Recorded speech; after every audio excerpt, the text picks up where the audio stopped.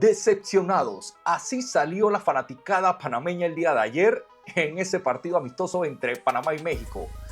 México al final terminó imponiendo su jerarquía. Panamá salió con muchos cambios en su once titular en comparación al partido de Bolivia y encima de eso con un planteamiento, vamos a hablar claro, echado atrás. Si bien es cierto, no colocando el autobús, pero sí bastante defensivo. Y yo estaba en el estadio, tuve la oportunidad de conversar con varios fanáticos que estaban pues, a mi lado y decían, ¿por qué Panamá no ataca? ¿Por qué Panamá no ataca? Eso era el recurrente, o sea, decían, pero agarren la pelota, pero lleven la traslada. Y es verdad, o sea, Panamá en lo que era generación de juego, nulo prácticamente todo el partido. Si eran momentos muy puntuales los que Panamá pues terminaba trasladando la pelota o viéndose un poco de ese juego asociativo, pues era muy poco, era a cuentagotas. Pero todo esto tiene un porqué, porque todo esto era parte del plan de Thomas Christiansen. Y aquí en este video vamos a desmenuzar y analizar todo lo que pasó el día de ayer en el partido. Panamá 0, México tristemente 1. Nos vuelven a ganar. ¡Comenzamos! ¡Bless!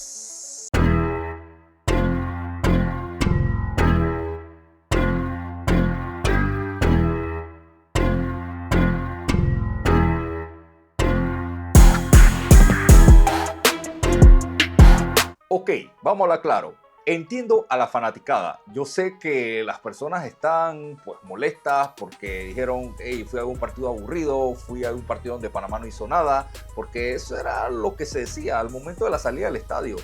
Y tengo que decir que, vamos, o sea, es cierto lo que están diciendo. Es cierto que Panamá no jugó el mejor partido, no fue el partido más bonito, ni por parte de Panamá, ni mucho menos por parte de México.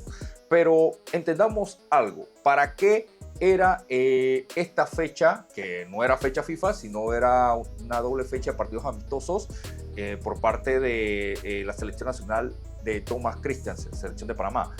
Al final, ¿cuál era el objetivo principal de estos dos partidos? Era observar jugadores, entendiendo que esta base de jugadores eran jugadores o son jugadores de la LPF, con un añadido que son jugadores legionarios, que digamos que vienen siendo no son los habituales. Y lo que quería hacer Thomas Christiansen era algo muy sencillo. Quería ver rendimientos individuales en todas las líneas de este equipo. En la saga defensiva, cómo se devolvían los defensas que habían sido convocados, en la contención, en la media cancha de generación y finalmente en el ataque. Y vamos, que yo creo que una vez visto estos dos partidos, hay conclusiones positivas. Claro, hay jugadores que para mi modo de ver pasaron el examen, otros no, pero ese era el objetivo. Otros simplemente no lo pasaron porque no es que sean malos jugadores, simplemente no es su momento. O sea, el contexto es el siguiente, o sea, se armó un equipo entre jugadores del LPF con algunos legionarios y pues se trabajó en creo que menos de 15 días de trabajo con este equipo. Entonces, claro, cuando voy a ver las sensaciones o el análisis en general, yo veo que este equipo con poco trabajo terminó jugando mucho mejor que la selección prácticamente A de Bolivia. Sí, mi gente, que la selección A de Bolivia, esa selección que está por pelearse el repechaje, ¿no?, con la selección de Surinam. Entonces ahí me quedan buenas sensaciones. Ahí se vio un Panamá más fluido, un Panamá más combinativo, si se quiere decir, un Panamá más ofensivo y se vio un mejor Panamá. Al final, pues un despiste nos termina costando el gol del empate por parte de la selección de Bolivia. Pero a nivel de sensaciones, los jugadores que participaron en ese primer tiempo, ese primer cuadro que presentó Thomas Christiansen, lo hicieron muy, pero muy bien. Ahora bien, entendamos algo. El contexto ahora en este partido frente a México no era ni de cerca lo que enfrentó Panamá en su momento con Bolivia. Estamos hablando que este es un equipo de México con una base de jugadores de la Liga MX. Entiéndase bien, puede ser la segunda o tercera mejor liga del continente.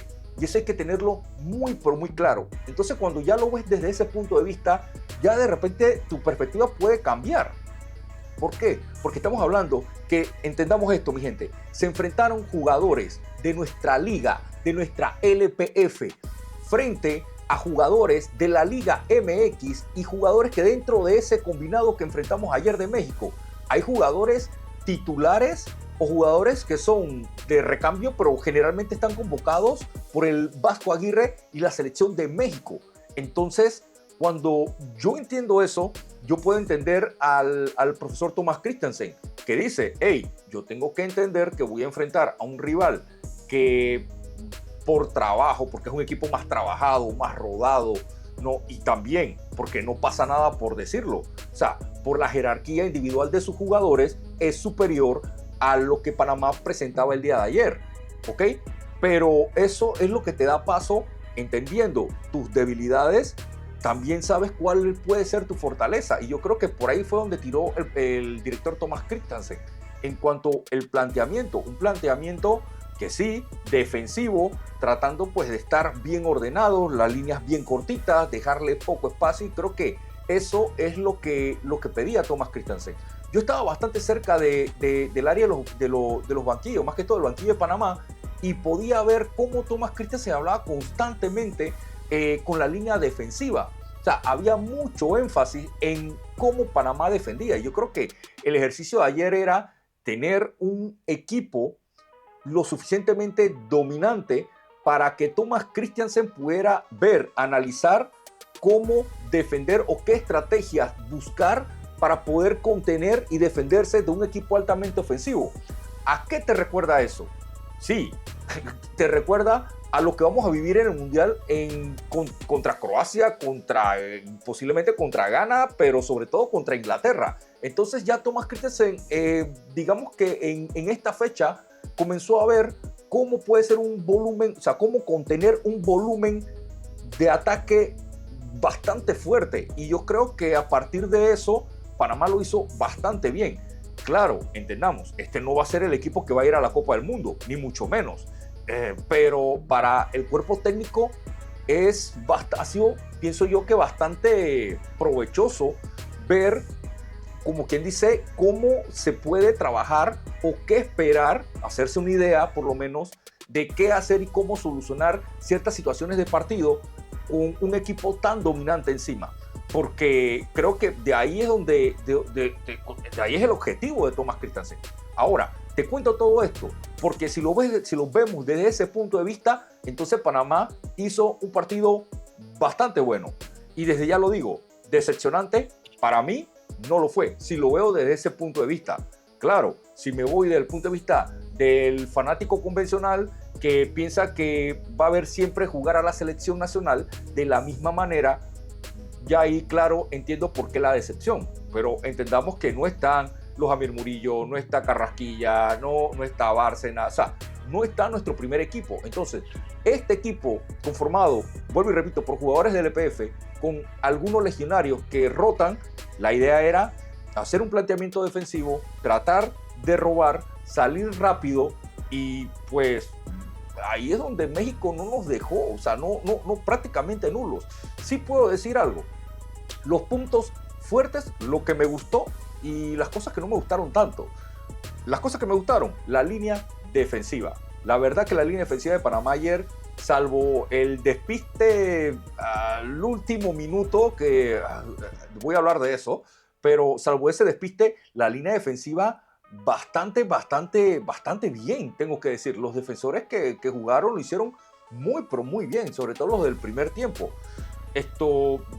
Yo entendiendo la fanaticada y también queriendo entender que sí, Panamá se está defendiendo muy bien, pero sí, también quería ver algo de ataque, y veía que en el primer tiempo Hurtado, o sea, no podía recibirla. Es que ni Hurtado ni Gasper Murillo podían recibir la pelota ni girarse, porque apenas que recibían la pelota de espalda a la portería de México, no le caía uno, no le caían dos, le caían hasta 3 marcas de jugadores mexicanos. Entonces ahí es donde viene el problema, que Panamá, por medio de Gasper Murillo, no pudo generar. Entonces, la línea defensiva muy bien, pero lo que era la salida de ese doble pivote que colocó Thomas Christiansen, pues al final no terminó de funcionar. O sea, no terminó de funcionar. Ahora, los carrileros, hablando puntualmente de Mameluco y de Galván, más de lo mismo. O sea, México, ojo, que esto es una de las cosas buenas de México, que ahora voy con México, pero México nos estudió bien. Eso era, la orden de México era, apenas que reciben la pelota no dejen que se volteen. No dejen que los panameños se volteen. ¿Por qué? Porque donde el Mameluco agarraba la pelota, trataba de voltearse, no lo dejaba, venía la falta. Galván agarraba la pelota, que Galván, en el caso de Galván, pudo tener un poquito, lo vi un poquito más libre, y aún así, pues no se explotó esa banda. Pero apenas que agarraba la pelota, venía la marca, y donde se trataba de ir, hachazo. Entonces, México tampoco dejó que Panamá generara, y eso es virtud de México. La marca de México, hay que decirlo, México se comió a Panamá en la mitad de la cancha, pero aún así Thomas Christiansen, entiendo yo, con lo que se buscaba el día de ayer, entendía que México se iba a comer la media cancha de Panamá, por eso que las labores eran más defensivas.